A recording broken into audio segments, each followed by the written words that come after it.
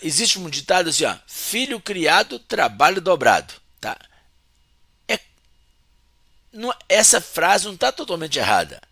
É porque assim, ó, não é que o trabalho é dobrado, é porque a, a, a, o- a- os desafios da pessoa adulta são maiores.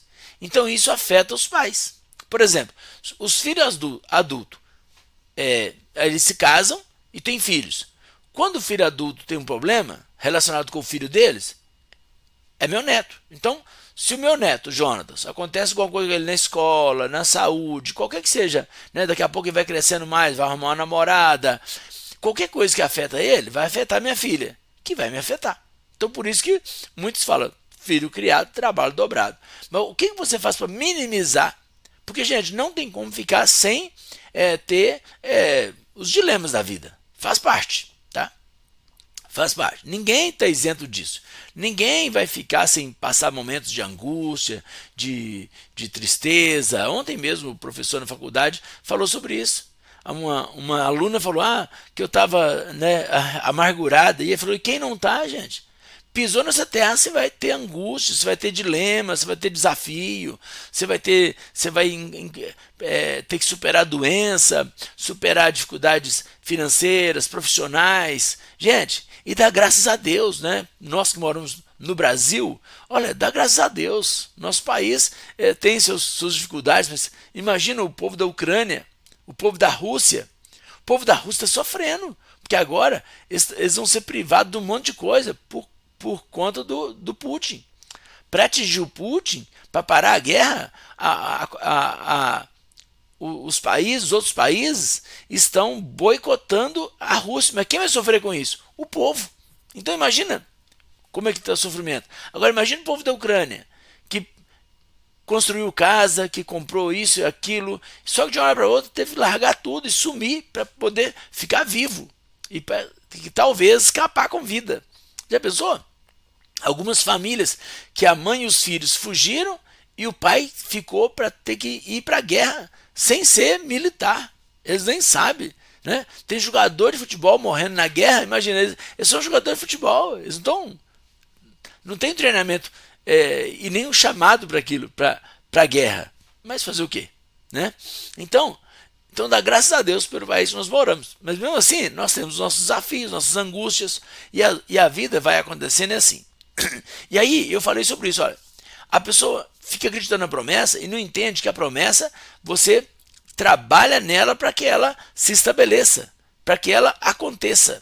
Então eu falei dos pais, depois falei dos filhos, depois falei dos maridos e ontem eu terminei falando das esposas. E hoje eu vou falar dos rapazes e das moças, quer dizer, aquelas pessoas que estão na idade, né, saindo da adolescência ou no finalzinho da adolescência ou já no período de juventude, né? E, e tá. Isso é importante, sabe por quê? Ou você está nessa fase, ou você tem filhos, sobrinhos, ou você tem membros da igreja que você congrega, seja qualquer religião que você participa, ou seja vizinho, ou seja colega de trabalho, colega de faculdade, colega de escola, qualquer um. Gente, qualquer pessoa a gente pode abençoar, a gente deve abençoar. Né? Então vamos ser úteis na vida das pessoas que nos cercam. Jesus falou assim, e sereis minhas testemunhas, tanto de Jerusalém, como na Judéia e Samaria, até os confins da terra. E 1 Pedro 3,15 diz, e santificai a Cristo em vossos corações, e estáis preparados para responder com mansidão e temor a qualquer um que vos pedir a razão de esperança que é em vós. Quer dizer, seja bênção na vida de todas as pessoas. Então eu quero falar hoje para os rapazes e para as moças. Vamos lá, vamos para os rapazes primeiro. 1 Coríntios 7, 32. Está escrito assim. Vamos ver se eu consigo compartilhar com vocês aqui rapidamente. Aqui. E bem quisera eu que estivesse sem cuidado. O solteiro cuida das coisas do Senhor, em como há de agradar o Senhor. Mas o que é casado, cuida das coisas do mundo, em como há de agradar a mulher. Gente, olha, eu bato nessa tecla direto, porque é um problema sério. O solteiro, estou falando de forma geral, tá? Muitos solteiros estão querendo jogar bola, estão querendo brincar, estão querendo estudar, estão querendo namorar, estão querendo fazer um monte de coisa. E não tem tanta boa vontade com as coisas de Deus. Eu estou falando de pessoas no geral, mas dentro das igrejas, tá? Aí quando casa, o homem se refugia na igreja, tá? Então nós temos que tomar muito cuidado com homens casados que estão sendo igual o povo da guerra, estão se refugiando. A embaixada é a igreja, que na igreja não, a mulher não briga, na igreja a mulher não cobra, na igreja ele não tem que fazer. Aí põe culpa na igreja para poder não cumprir o papel dele como pai. Ó, não me leve a mal, não é para você ficar chateado, não é para você ficar nervoso, não. Mas se você ficar também, a gente pode conversar, para eu te explicar melhor. Você pode comentar aí no chat, você pode deixar seu comentário, tá? Não estou falando que todo mundo é assim, não, mas se você está tendo algum sinal assim, toma cuidado, porque a Bíblia diz assim, ó, o solteiro, gente, quem está solteiro, cuide das coisas de Deus, se aplique, sabe por quê? Quanto mais você se envolver nas coisas de Deus, na obra de Deus, quanto mais se envolver em oração, em jejum, em santificação, mais você vai conseguir dominar os seus apetites carnais, principalmente os sexuais, que como se fosse, né, o tendão de Aquiles dos jovens, dos homens. Vou falar dos homens primeiro, depois vou falar das moças, tá? Por quê? A diferença é muito grande. Tem até um vídeo, tá, nesse canal mesmo, da diferença dos solteiros e dos casados. Assista lá, gente. Eu vou olhar os vídeos, eu fico assim, decepcionado. Eu fico decepcionado. Tem vídeo lá de uma semana que tem lá 6 visualizações, eu e mais 5. Eu assisto os vídeos que eu gravo, porque eu já expliquei sobre isso, porque eu tenho que saber um monte de coisa, tá? Aí eu assisto. Imagina, 5 pessoas. Nós somos 720 inscritos. Eu sei que alguns se inscrevem só para me ajudar e não vão assistir, tudo bem. Mas se você quer crescer, se você quer entender mesmo, assista. Se você não gostar, assista de novo. Se você não entender, assista de novo. Se você ficar nervoso, assista de novo. Até você entender a profundidade que é. Para quê? Para o seu bem. Eu não quero dominar a sua vida, não. Eu quero que você seja abençoado.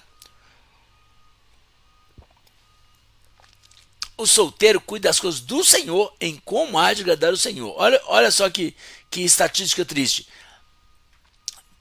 Quando eu olho aqui a estatística aqui no computador, eu percebo que muitas pessoas entre 17 e 24 anos não assistem os vídeos, nem as lives. Não assistem. A maioria. Tá vendo? Eles não se preocupam, olha só, eles estão vendo o sofrimento dos casados e eles querem entrar no casamento sem saber. Não é interessante? Por isso que eu sempre amei psicologia e estou estudando psicologia. Estou no 8º período, porque eu sou louco para entender o que passa na cabeça do ser humano.